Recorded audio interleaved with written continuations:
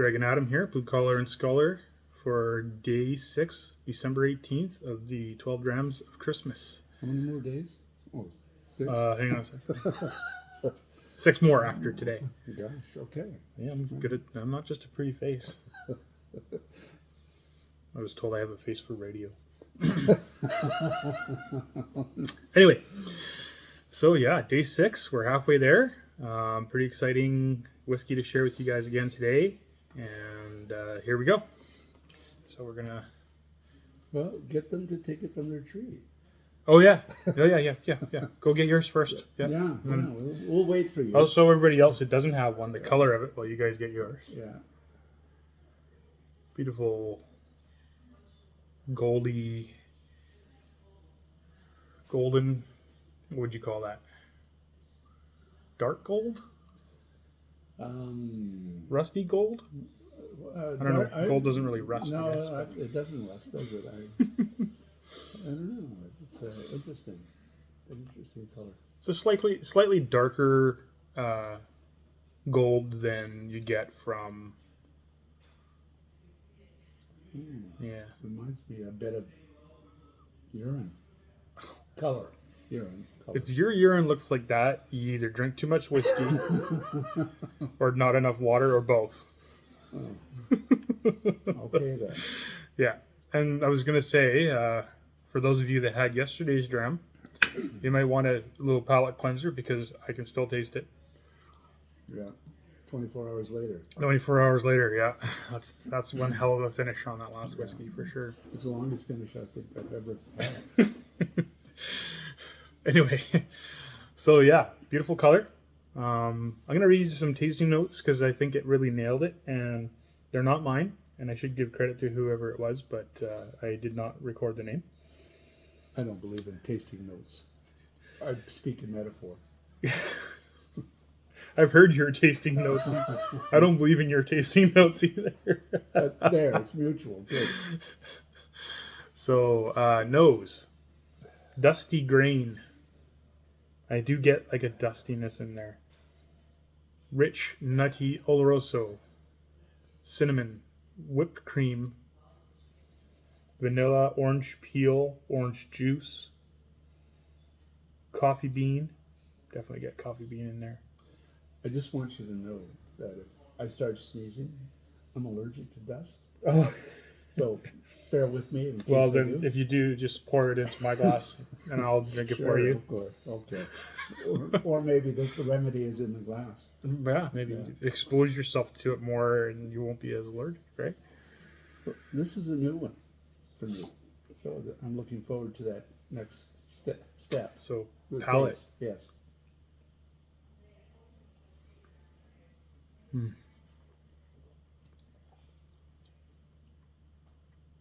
Definitely higher ABV. Probably not cask strength, but definitely higher ABV. Raisins, orange, toasted almonds, cinnamon, ginger, espresso bean, vanilla. Wow, quite the list. Yeah, there's lots going on in this one for sure. Beautiful dram. Again, another long finish. And I'm always watching out for where the finish starts to take a bitter twist towards the end. But this one seems to hold on quite well, which is nice. Yeah, really nice. This one was actually a whiskey that I picked out of my own personal collection. It's one that was sitting on my shelf for quite some time, and I had one similar to this one in the past, and I was really excited to try this one and share it with everybody. So without further ado, today's 12 Drams of Christmas whiskey is Single Cask Nation, Westport, 16-year-old. All right. Now, Single Cask Nation, so, yeah. what I recall, is an independent bottler. Yeah, lots. From the U.S. at that. I think you're the only independent Scotch whiskey bottler in the U.S. Absolutely, and I think I picked up this bottle through an import company in Alberta. I think they're based in Edmonton, called PWS Imports, and they have a cask a cask club or whatever. So whenever they are a part of bringing in whiskeys or part of the Single Cask Nation, I guess they get access to some of these whiskeys. I get an email, and I had to pick one of these up a while ago. But so yeah, there's a lot of questions to be answered with this whiskey. People are going, so Single Cask Nation, that's an independent bottler. That answers questions answered. The next question is, everybody's probably scratching their heads saying, Westport. What the heck is Westport? I've never heard of Westport before. It's not a distillery in Scotland. No. And it is, actually. But it's a distillery that when an independent bottler buys a cask from them, they're not allowed to use the distillery name. So they give it another name. Much like Lafroig is used when you get an independent bottling of Lafroig, it's usually called Williamson. This one is Glenmorangie. Oh, really? Hold on a second, I'm going to try that again.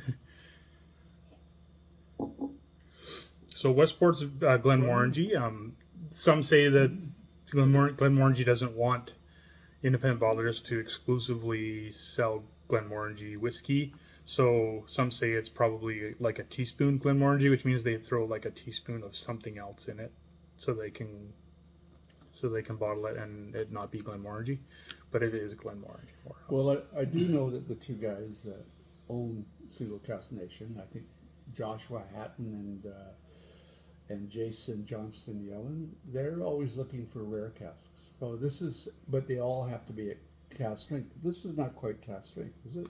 I would guess it's probably not. No, quite. It's bottled at 50.6% ABV. So unless that cask had a lot of Angel's Share, lost a lot to Angel's Share, then I would say being a 16-year-old whiskey at 50% is probably not cask strength. Yeah.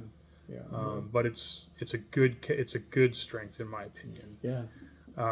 Especially for this beautiful whiskey. And you said it was matured in Oloroso? Oloroso sherry butt. Yeah. Okay. It is a single cask.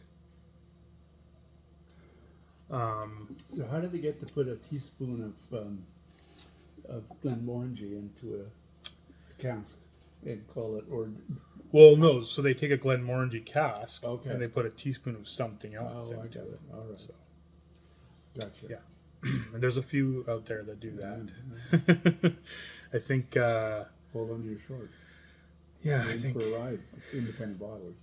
Yeah. The new ones, anyway. Yeah, I think what's the Compass Box did one that was kind of a tongue-in-cheek joke about a teaspoon something or other. I can't remember what it was called, but okay. Yeah. So there's a few out there, but yeah, if you ever see a Westport and you like Glenmorangie, highly recommend it, because Glenmorangie doesn't always present their whiskeys at higher ABVs either. So this is a real fun opportunity to try one at or near cask strength, and man, yeah, it does not disappoint. It's another beautiful sherried whiskey. It was distilled in March of 2005 and bottled in 2021, May of 2021. So. And how long has it been sitting on your shelf? Probably not long after that. So probably sometime in 2021, I purchased this one, and it's been sitting on the shelf for a while, and looking for an opportunity to open it and share it. So added it to the mix. Thank you. So I hope you guys enjoyed that whiskey, and we'll see you guys tomorrow.